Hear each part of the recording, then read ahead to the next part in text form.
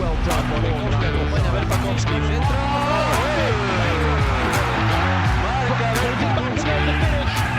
And Riga lead.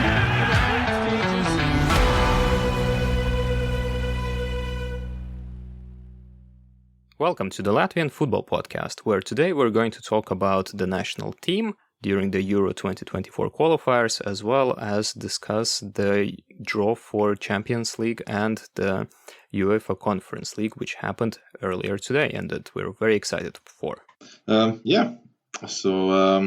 The national team had two games this international window, both qualification games against our clients, as we used to say in Latvia, Turkey, and then as well against Armenia.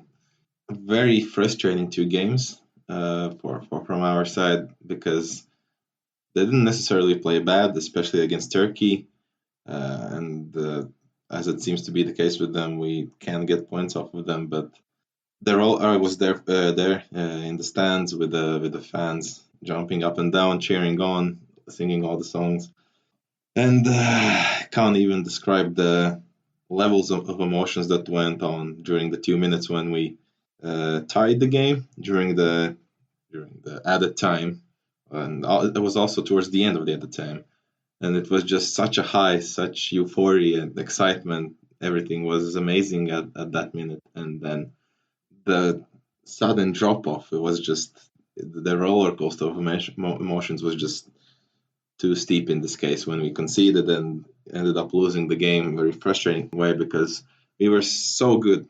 We were not, I think we haven't been that good in a long time, even against the smaller teams.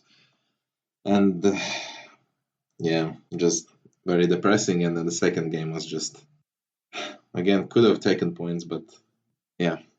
Yeah, so Latvia lost 3-2 to Turkey, trailing 2-1 all the way into the injury time of the second half, then equalizing in 94th, 95th minute, and then immediately conceding a goal on the other end, which wasn't a silly goal, but just unlucky. Turks crossed in from the right. Purinc, the goalkeeper, sort of tried to kick the ball away, but ended up delivering it right on the head of attacking Turkish player on the kind of coming into the box from the left, who headed it with no mistake, and it's just an absolute feeling of utter dissolution as an outcome of that. And then a couple of days later in Armenia, a very tired game from both teams. Latvia generally outclassed by the Armenian side, trailing 1-0. Beautiful 1-1 equalizer. There was another goal, but it was ruled for offside. And then again, a last-minute penalty for handball during a sliding tackle in the penalty box, and Armenians make no mistake, and we lose 2-1. 0 points out of these two games during the qualification round, and still 0 points overall. It's not looking very promising at this point. Yeah, and also should mention that we were very unlucky, I think, especially against Turkey, because first of all, in the first half, which was when the Latvian team was attacking the goal near to the fans, because the fan zone is behind the goal, there were so many chances that could have been scored, and 2 times, I think, the Turks just barely got the ball out of their box, which was already on like the goal line.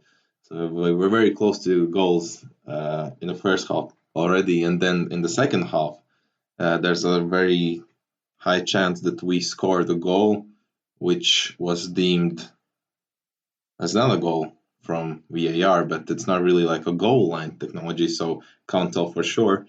And there is a very, I think, in our circles, very popular photo going around Twitter of the ball seemingly across the line, and there's a possibility we were just robbed of a goal, and I think if we had scored at that point, we could have even won the game. So that's unlucky. And then also you mentioned the goal that didn't count against Armenia. The offside was just the slightest like elbow or something from Uldritis. It was by a millimeter, yeah. I mean, I guess it's fair, but easily could have also counted the goal, and that's also frustrating because we didn't play good, but we could have got the result. But in the end, yeah, the penalty. Well, in the game with Armenia, if we don't count the disallowed goal, I think we have one shot on goal and one goal. Even that shot was off target until it hit the defender and went in. So yeah, so for rebound, it was Robert Savarnieks, the RFS right back. It was a long shot, very long range effort, and it just ended up nutmegging a defender and going in. And in the end, it was even taken away from Savarnieks, and so Armenia scored all 3 in that game. But of course, there are some positives. No, especially against Turkey, first of all, that we were attacking a lot and didn't seem like a worse side. We were very vertical. We even kept the ball at times, and we made many chances, which we usually don't do. Unfortunately, completely the opposite against Armenia. But against Turkey, we just did look good, probably because of also the home crowd. It was loud, the stadium was full, and it was a very amazing atmosphere there. Also, I am surprised that we managed such a relatively good game, even though we did concede 3 goals with the center back pairing of Uesh and Balvadis. Usually I would be very scared to have such a pairing at the back, but I guess they did all right.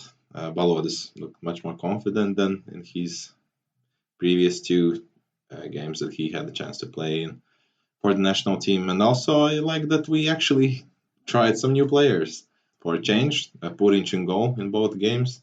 I think he looked very solid. He has this, I think, very confident presence, which makes you calm. I guess could have debated that the goal, the last goal against Turkey, was his fault. But still, I think it's good that he started, and I think he deserved it. And Regjan, Dashkevich, and Tonishevs also made appearances. And Dashkevich actually looked very good when he came on, so that's a huge positive because he doesn't even play that much in Riga. But now it seems that he could be getting more minutes and possibly maybe even start for a national team in the next matches. So some positives definitely to see there, but just not the points that we're getting. That's an absolute 0. I agree on the debutants doing well. Not something I can say for Stuglis, the veteran of national team, had to come on to substitute Osh out after, I guess he got like injured or whatever. But a relative debut veteran. I think he's only played like max 10 games, so not really a veteran. Just always been around, but veteran not playing. in terms of terms of his age, I suppose, more than game time. Fair enough. But just absolutely very bad. The goal wasn't his fault, but there were some chances until the goal, which he just got destroyed by the right wing of Armenia. Armenian right wing just kept nutmegging everyone. Yurkovskis, Stuglis, it's just very technical players they have going on there. Very, very interesting squad Armenia is building. Yeah. Also, I just realized we didn't even mention we had a red card against Turkey as well. So from like the 60th something minute, we were playing a man down and managed to still tie, but then concede. Another, I guess, positive, which turned into a negative, but negative to turn into a positive, and then again negative, and it's becoming a bit of a broken record at this point. Red cards, these last-minute penalties or conceded goals, it's becoming very difficult on the nerves. The team is playing well, certainly playing better than the results would suggest, but then there's these red cards, these sendings off, and then just the way that we're losing these games, and which game in a row already, it's very difficult to process. But we just take this one on the chin and look forward to welcoming Croatia of all teams in Riga in autumn. And we'll see how that goes. But such is life, such is football. and we move on, and we move on to something that is very exciting indeed, and that is the European Games. So today we had a Champions League draw for the first qualification round, as well as the Conference League draw for the first qualification round. And so in these draws we have Valmiera participating in the Champions League, making their debut as first-time Latvian champions. And we have both Rigas, RFS and Riga FC, starting in the Conference League from the first qualification round.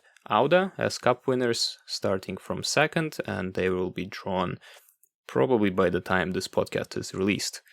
But, since games start with the first one, we'll get to Auda when we get to Auda. What we got was, I think not overall at all a terrible result, to be honest. So Riga FC drew an Icelandic side, and I'm gonna butcher this, but Knattspyrnufélagið Víkingur or Víkingur Reykjavík, and RFS drew a North Macedonian side, Makedonija GP being Gjorče Petrov. I think overall, a good draw because, I think every draw that you don't get the worst option is already a good draw for Latvian teams. So, tough to say. I think, by the looks of it, RFS have the better draw because, the team it seems a bit like Auda, I guess, because they don't really win their championship, but only the cup. They've done it 2 years in a row, but still, they're seventh in the league, so that's quite low. So I think it should be fine for RFS. They're very good this season, still haven't lost, just very stable. And if in this league the stability is at times even a bit boring, I think this is where they mobilize and actually show the real RFS football, which can be even better. But there is a bit of a drawback because of the low level of the opponents. I think there's also a trend with RFS that they seem to do better against better teams than worse teams on the European stage, which is a bit of a worry. But I think they should have this in the bag based on just the experience that they already have, and they shouldn't make the same mistakes twice. That's not exclusive to the European stage. RFS are still more comfortable playing as the underdog than as the nominal, stronger team. And we see that. I think maybe after last year's experience in the Conference League, we see a bit less of that. That being said, Makedonija GP, if we're looking at the coefficients alone, RFS is at 6.5. Makedonija GP is at 2.5, so that's a significant difference. And then looking at squad value using Transfermarkt, Makedonija GP total squad value is 3.46 million. RFS is almost 8, so that's more than twice.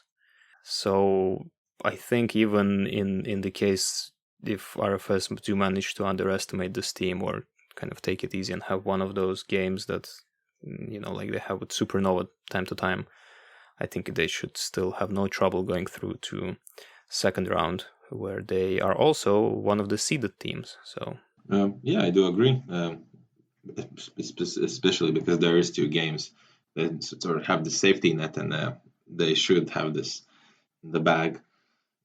As for Riga, and they start away. So the return game will be home, which is also, if things do go wrong, then there's always that. Exactly. And as for Riga FC, Víkingur, I think on the paper it looks like a better side, comparing to RFS opponents. But then again, depending on the statistics, for example, the squad value, which is lower than that of Makedonija GP. Don't know what to make of it, because Iceland is not like a terrible footballing country, and if it is their champions and a team that is basically, I think, dominating the league pretty much. So I think a bit like the last year of Riga in the European stage showed that they somehow actually look very confident and good against the, let's say, weaker teams than them. They comfortably went over like 2 or 3, was it, stages? I think 2, against teams which are not basically terrible. So from that point of view, I think they also should have it easy, and they were like one of the top teams in terms of the coefficient points in the draw. But still, there is some worry that they might just underestimate the opponents and not do what they're supposed to do with the squad that they have. Both teams, their squad is just insane, especially for this the first qualification stage of Conference League. I think a lot of teams look at Riga's teams and see them as the opponents you don't want to get. So it's always concerning to play against the small teams. We're not like a top 5 league team that can say, "Oh, we should have this easy." So don't know what to think, but I think if they have their confidence, it should also be an easy walkover for them. I'm not concerned about this one. Again, if we're looking at coefficients, Riga is at 10 and Víkingur is at 3. So the difference between teams in UEFA ratings is even greater than between RFS and Macedonia. Riga has a very lavish 10 million almost in squad value over Víkingur, which is five of their squads in essence. Víkingur is dominating their league. They're at the moment they're in match day 12, of which 10 Víkingur won, 1 draw, 1 loss. So really not that dissimilar to where Riga is at the moment.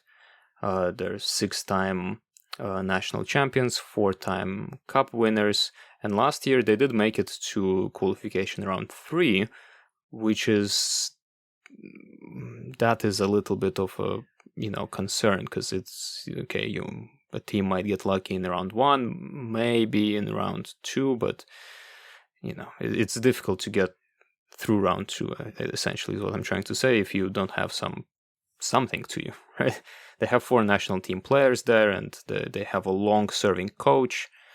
So it really sounds like a solid squad. Will they have enough quality to pull one over Riga?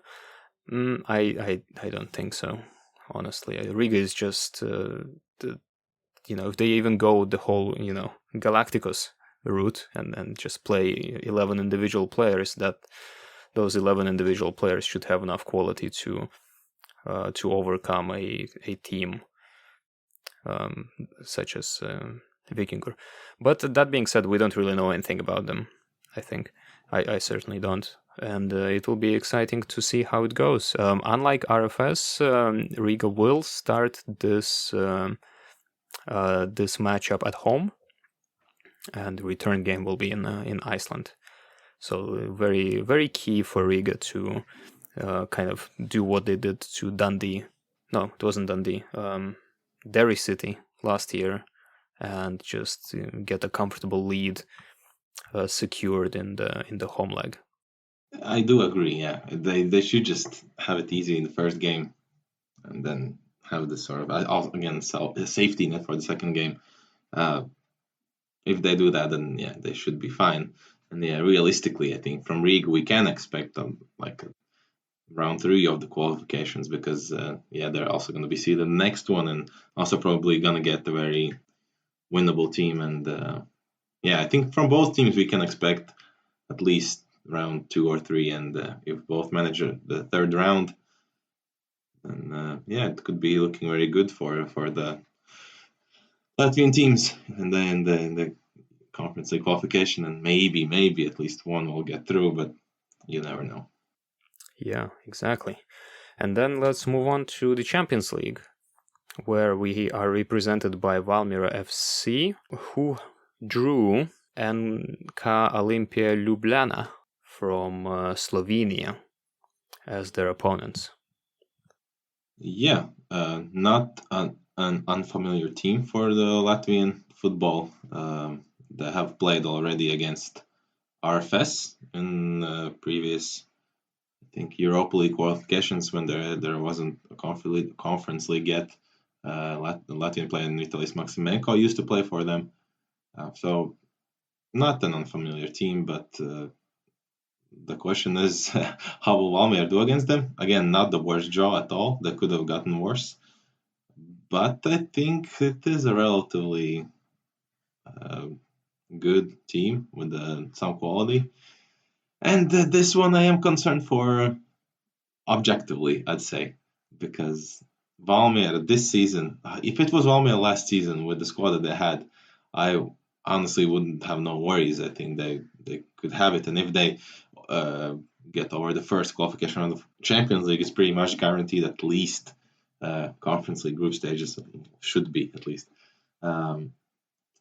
But now I don't know. It's tough. It's tough because they need some new players. They've been better at in which league and won against Riga recently, but they need the quality, and I hope they get some new players. Or at least I mentioned this previously. I think Camilo Mena is coming back and helping them out in Europa. Champions League games. Really hope that really happens, and just a few additional players, and maybe they have a chance. I think it's definitely playable. It is only 2 games. It is Champions League. I think no players from Valmiera have even been sort of sniffed the air of European championships overall. Only a few that have played in Valmiera for 2 years already. But other than that, maybe that's the push they need, and also playing at home in Dalin Stadium, which is the first time as well for Valmiera in the European stages. Maybe that can make a difference and do something. And I think they play in Valmiera the second game, right? Yeah, return leg is in Valmiera. Then especially if we get like a draw or maybe like 0-1, the 1-2 loss in Ljubljana, then I think possibly we can do it, but it really is a question of how motivated and disciplined they are, because this squad is just very unconvincing. So no Latvian team has gone through the first round of Champions League qualifiers. And better teams than Valmiera tried. That is a good point. Let's put it that way. So here's my concern with Valmiera, that even when they had their dream team of the previous season and were absolutely crushing Virslīga, they just were so unconvincing in Europe.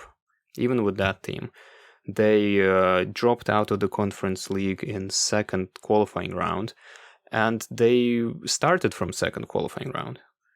They didn't even play first. So really, in their first encounter, and they played Skandia, which is no pushover, but it's not a leading team in that competition by any means. And Valmiera, they weren't themselves. They would come out and just show nothing. Even with Camilo Mena, even with all the Japanese players of theirs, even with Jakuba, with Krolis, with everyone, and they don't have this quality now anymore, and they're really struggling in Virslīga. So the chances of them even having the Champions League boost, overcoming this first qualifying round against a team that is, as you said, it's not the best draw, it's not the worst. Their coefficient is actually lower than Riga FC, but that doesn't mean all that much, because it's partly a function of how long a team has been playing, not of how good they are at this point in time. I mean, hopefully they get through, although I'm not sure how I would feel if Valmiera is the team that overcomes this barrier and not one of the Rigas who, are just better. But hopefully they'll manage to pull off a surprise. I wouldn't bet money on it. If you ask me, I think this Champions League air will maybe spook them more than motivate them. But we'll see. Yeah, it is helpful that the return game is at home. So if they can hold on and to a draw, then it's still gonna be everything to play for. Yeah, it will be like a full crowd, definitely. I think the locals in Valmiera, first of all, love their team, go to the games, and love the stadium as well. So that should be really nice. It would be nice if I could make the game as well. But when you mentioned about the last season with their super squad that they did so bad in Conference League, I do agree. Of course, it was the case, but this is where I hope for a bit of reverse psychology. Maybe this team, an objectively worse team, maybe somehow they can do something. Of course, very unlikely, but yeah, the last year's team should have gotten over Scandy, and honestly, who knows? The transfer window is also open in Latvian football right now, which is also very exciting. I think we're going to see a lot of players moving to teams, definitely to the European teams as well, and so that could make a bit of a change. But yeah, it's absolutely, yeah. And Olimpija, they're top of their league, which is almost over. There are only 5 rounds left to play in their championship, in their domestic championship. And Olimpija is 6 points clear of second place, but they did lose their last 3 games in a row. And of the last 5, they only have 1 win. So current form is, leaves very much to be desired. Maybe that can be taken advantage of by Valmiera. We'll see. In terms of squad value, there is some difference, but it's not as dramatic as between Riga and Víkingur. So the Olimpija squad is valued at 11 million and Valmiera is at 6. Okay, almost twice that, but it's not 12 versus 2.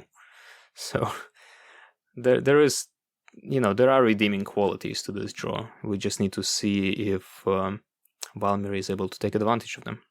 And we will know that already on 12th of July, which is when the first leg of this draw is played.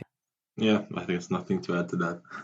All right, so this is our update. We'll return back to the regular Virslīga schedule as well as transfer news, of which there are some very interesting and surprising ones that we will not cover today, but that are ongoing in the background. Next week, Virslīga resumes this weekend, and I'm gonna go, or at least attempt to go, to RFS versus Valmiera game on Sunday. See how that goes. Get a look at this Valmiera team up close and personal.